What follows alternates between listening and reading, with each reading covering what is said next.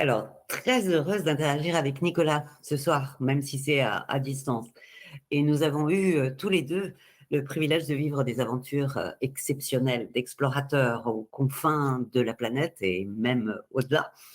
Et ces expériences de vie ont été pour l'un et pour l'autre profondément transformatrices dans divers domaines spécifiques.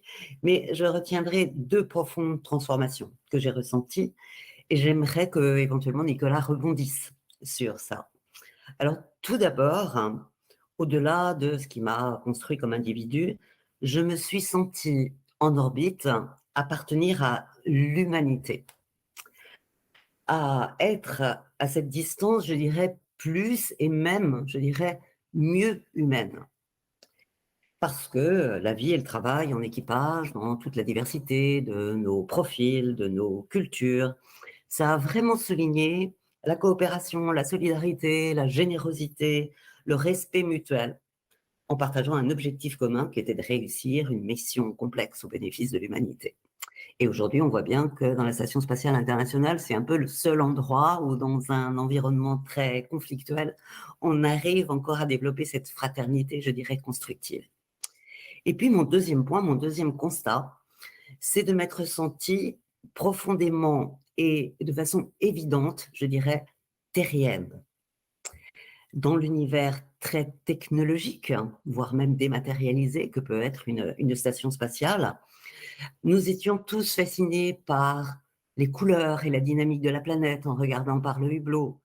Et puis nous étions en déficit par rapport aux odeurs, par rapport au bruit de la Terre.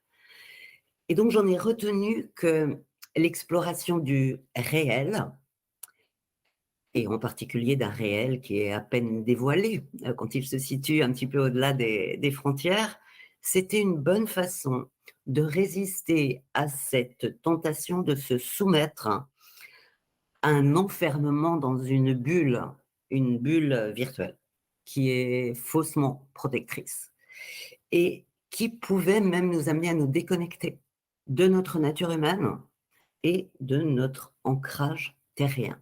Alors c'est sur ces deux éléments, notre appartenance à l'humanité et à notre vaisseau terrestre, avec toute sa complexité et sa beauté, que j'aimerais entendre Nicolas réagir. Déjà, une toute petite parenthèse pour dire que lorsque j'ai eu cette idée que j'ai proposée au gouvernement, qu'il a accepté de l'époque de faire le Grenelle de l'environnement dans les écoles, je ne connaissais pas du tout Claudine Ignoret, mais c'est à elle que je me suis adressé pour lui demander de parrainer avec moi ce Grenelle de l'environnement dans les écoles, trouvant effectivement que son regard sur ce tout petit point bleu qui est notre petite terre perdue dans cette noirceur de l'univers était voilà, quelque chose d'à la fois unique et passionnant. Claudine Ignoret a accepté avec moi de parrainer et de conduire ce Grenelle de l'environnement dans les écoles. Et c'est donc un souvenir partagé formidable.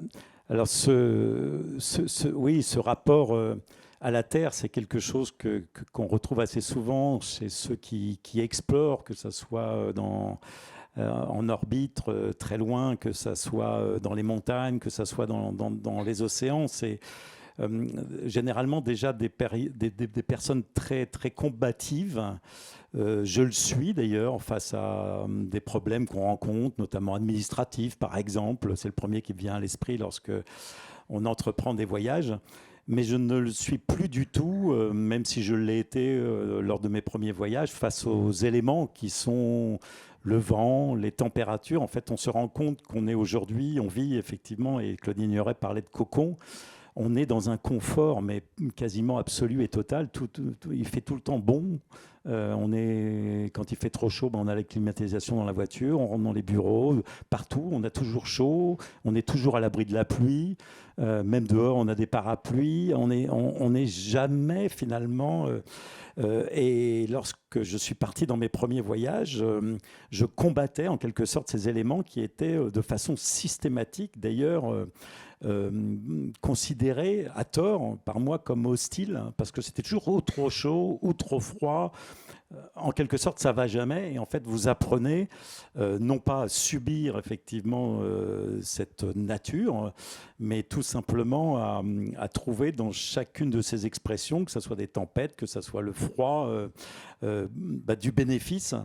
Et lorsqu'on parlait du rapport aux humains, dans tous les voyages que j'ai pu effectuer et réaliser, j'ai toujours cherché à aller à la rencontre de ceux qui habitaient ces territoires, parce que je trouvais que c'était en cela que ces voyages étaient intéressants, c'était de comprendre le territoire, de comprendre les paysages au travers de ceux qui y vivaient, les Indiens, des chasseurs tauflards avec lesquels j'ai vécu pendant 5 mois en Sibérie, des nomades éleveurs de rennes avec lesquels j'ai vécu 1 an et demi en Sibérie, qui sont des personnes, imaginez-vous, qui encore en 2022 n'ont pas d'argent. Hein. Si vous leur donnez de l'argent, un billet de 200 €, je pense qu'ils vont le brûler demain matin pour allumer un feu. C'est la seule utilité qu'ils verront à ce petit morceau de papier. Et à chaque fois, ce qui m'a frappé, beaucoup frappé, encore plus peut-être dans cet exemple des événements, de ces personnes qui n'ont rien au sens que nous accordons au verbe avoir, c'est ce bonheur de vivre qui irradie. Lorsque vous vous réveillez le matin, ce sont des rires qui vous réveillent, parce que ce sont des personnes qui sont dans l'autodérision. Ils sont très très forts pour ça, et dès qu'ils ouvrent un œil, ils commencent à se moquer d'eux-mêmes, de leur sommeil, de la façon dont ils ont dormi, de la façon dont ils ont mal allumé le feu le matin. Enfin, vous vous réveillez avec des rires, vous vous endormez le soir avec des rires.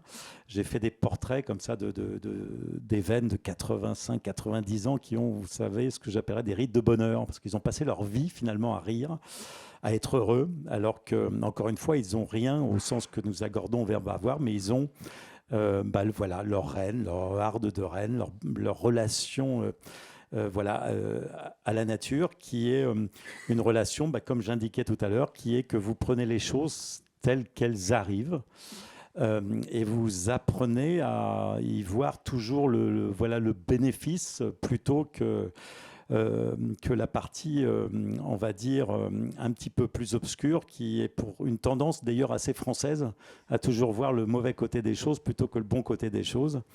Et Dieu sait si en cette période anxiogène et compliquée, il est important aussi de voir le bon côté des choses. En tout cas, si je devais retenir une chose que m'ont appris toutes ces personnes extraordinaires que j'ai pu croiser, avec lesquelles j'ai pu vivre, c'est de voir le bon côté des choses. Voilà. Merci.